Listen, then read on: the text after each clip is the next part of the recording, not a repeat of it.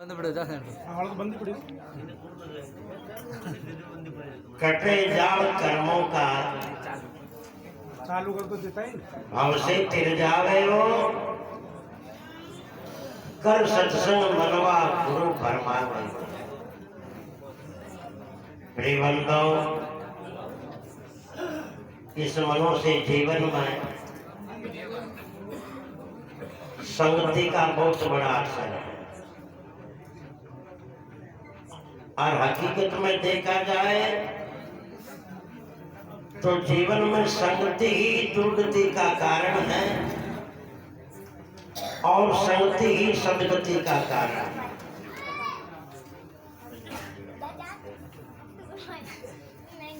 कदूर जी बिना दिला क्यों कितना पवित्र स्वच्छ जल से राम गोपाल जी काटीवाड़ का कीचड़ बन जाता है हाँ?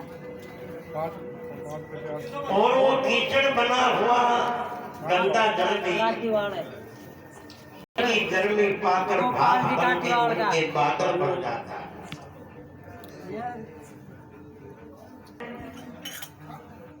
ब्राह्मण कुल में जन्म लेकर भी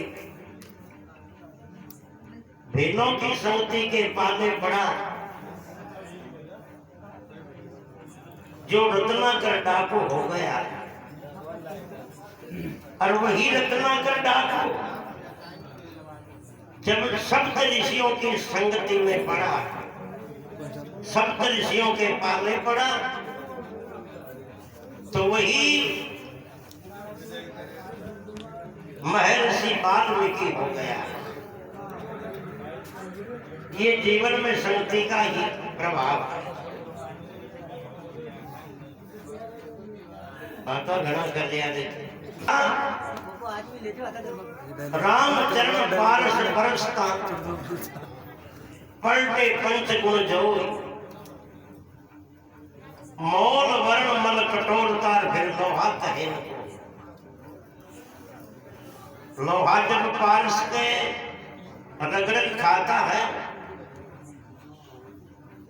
तो 5 चीजें बदलती हैं। एक तो प्रथम लोहा पारस के टच होते ही लोहा सोना बनता है, तो पहली चीज तो उनका नाम बदल जाता है। लोहो पारस के टच हुयो और फिर उन्हें लोहो न कहे, उन्हें सोनो कहे। पहली चीज तो नाम बदलियो, दूसरी चीज उनकी कीमत बदल जाती है। देखो लोहा है 1 किलो लोहे का, अगर कोई कीमत से बैठे तो 100 रुपए से ज्यादा नहीं दे। अगर वो विचार करो 1 किलो लोहाई पारस के टच होकर सोना हो जाए तो कीमत कितना करोड़ा में जावे। कैलकुलेटर की संख्या ही गड़बड़ हो जाए, कम पड़ जाए तो नाम बदला, दूसरी चीज उनकी कीमत बदली है। तीसरी बात एक और है, उनका रंग बदल जाता है। लोहा है जब तक काला है, सोना होते ही पीला हो जाता है। चौथी चीज एक और है, उनके जीवन में जंग लगने की संभावना खत्म हो जाती है। लोहा रहेगा तो जंग लगे बिना नहीं रहेगा, कभी न कभी उनको जंग लगेगा ही। और पारस के टच होके सोना हो गया, उनको 1000 वर्षों तक मिट्टी के खेत में पड़ा रख दो, एक बात ना तो वो उल्ट कर वापस लोहा पड़ेगा और ना कभी उनके जंग लगेगा। और 5वीं एक विशेषता और है, सोना बनते ही उनकी कठोरता खत्म हो जाती है। लोहा रहता जब तक कठोर रहता और सोना एकदम मुलायम होता, नरम रहता। ये एक उदाहरण है। ये संत महापुरुष, ये सत्संग एक पार्श है, अपना जीवन एक लोहे की तरह है। कितना ही भी दुराचारी प्राणी अगर सत्संग में आकर बैठता है, थोड़ा सा सत्संग भी उनके जीवन में उतरता है, उनके जीवन से दुर्व्यसन, अशुद्ध खान पान, अपवित्र विचार संस्कार जीवन से हटते हैं, उनका एकदम नाम बदल जाता है। जिनको दुष्ट कहते थे, दुराचारी कहते थे, शराबी कबाबी कहते थे, दुर्जन कहते थे, उनको लोग चर्चा करने लग जाते हैं कि आजकल ये सज्जन हो गए हैं। कितनो खराब आदमी, कितनो बिगड़े हुए आदमी, अरे कितनो गजब को सुधरी हुए, देखो कितनो अच्छो इंसान हो गए हो, सज्जन हो गए हो, नाम बदल जाता है उनका। दूसरी बात, उनकी कीमत बदल जाती है, काहे की? सम्मान की, आदर्शता की। विचार करो, प्राणी को जीवन में जितना सम्मान प्यारा है, उतनी भूख भी प्यारी नहीं है।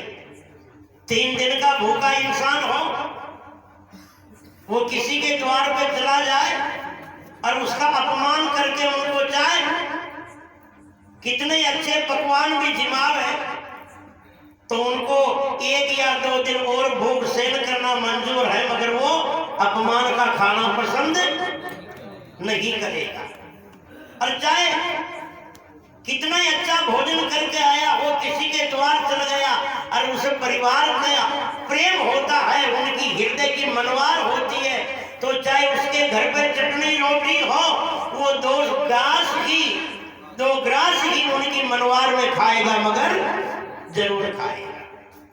जितना इंसान को सम्मान प्यारा है, उतना इंसान को जीवन में भूख भी प्यारी नहीं है। अरे सम्मान इन शरीर में, इस जीवन में नाग की तरह है। कितना ही हट्टा कट्टा इंसान हो, कितना ही हट्टा कट्टा हो, शरीर से स्वस्थ हो, सुंदर हो, सारे अंग कंप्लीट हो, मगर एक बात बताओ, चेहरे में नाग नहीं हो तो उनका शरीर सारा कंप्लीट हो, चेहरे में नाग नहीं हो तो है।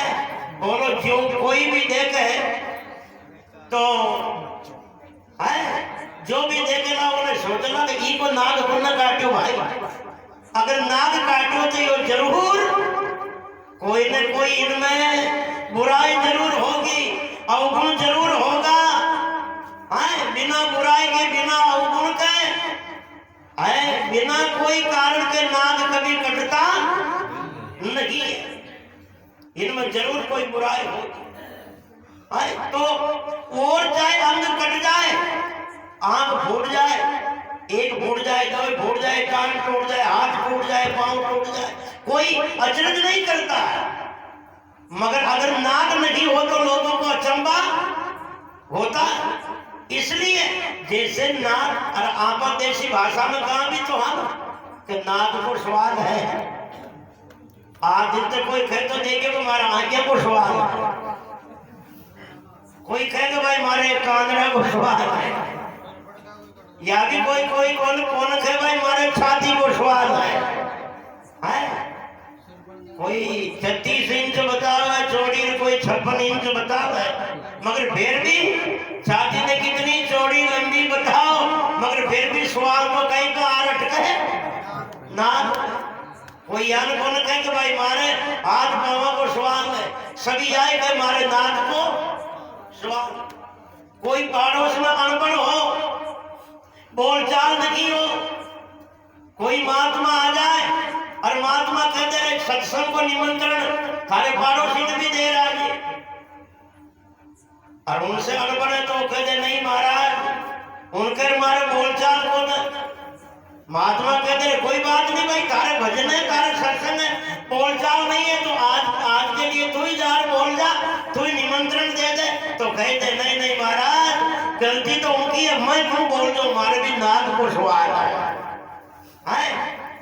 और देखो ज्यादा नाक का सवाल कर लिए परमात्मा से विमुख मत हो जाना, सत्संग से दूर मत हो जाना, धर्म कर्म से दूर मत हो जाना, नीति मानवता से दूर मत हो जाना, अरे महापुरुषों से दूर मत हो जाना, माता पिता से दूर मत हो जाना, ये बड़े बुजुर्गों से दूर मत हो जाना, केवल करडावन के लिए, नाक के सवाल के लिए। जन जन ज्यादा नाक का सवाल की चिंता नहीं ना, दूसरा जन्म में भगवान फिर उन्हें ज्यादा बड़ा चढ़ार बहुत कुछ और कृपा कर उन्हें नाक ही दियो है। ज्यादा बड़ो नाक खुलको रहे दुनिया में, ज्यादा बड़ो नाक खुलको रहे हाथी को, जो काम का ही ना हो धूल, वो धूल में उड़ावा के अलावा, धूल उड़ावा के अलावा और काम नहीं आएगा। इसलिए नाक का सवाल के लिए सत्संग से दूर मत हो जाना।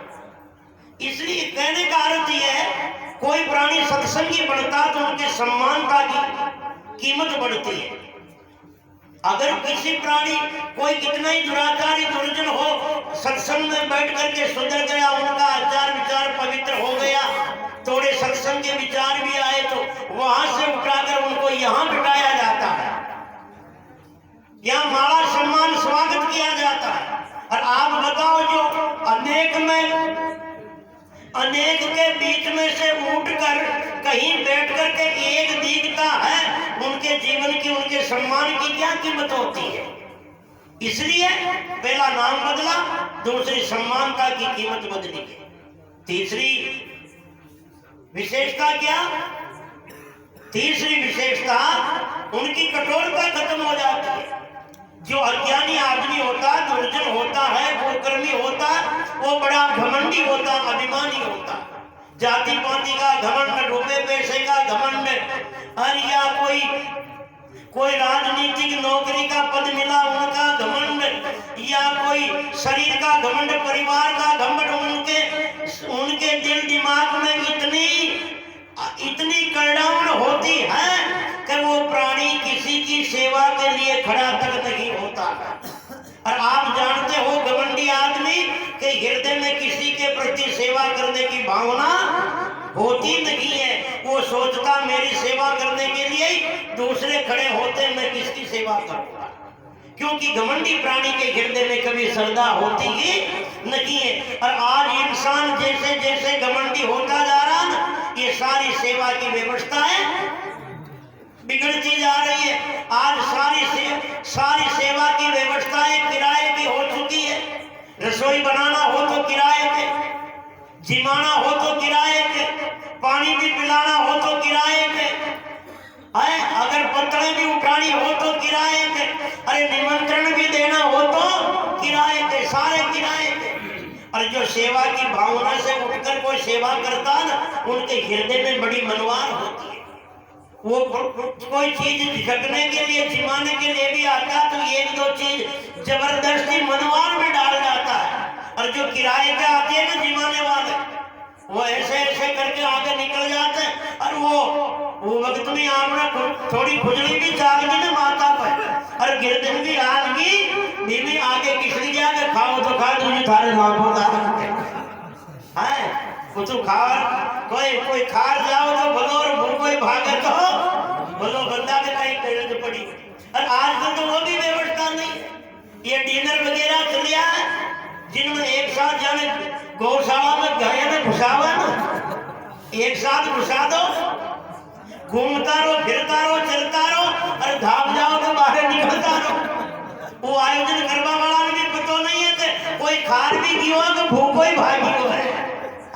क्यों?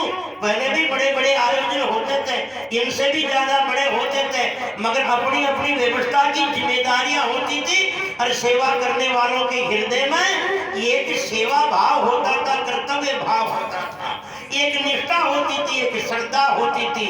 और सेवा की अगर पराकाष्ठा देखनी है तो भगवान कृष्ण का जीवन देखो। पांडवों के यज्ञ में सब अपनी अपनी व्यवस्था की जिम्मेदारियां ली है। भगवान कृष्ण ने जिम्मेदारियां ली, ये संत महापुरुष जो भी भोजन करेंगे इनके छोटे बर्तनों को या पत्तलों को उठाने का काम मेरा होगा।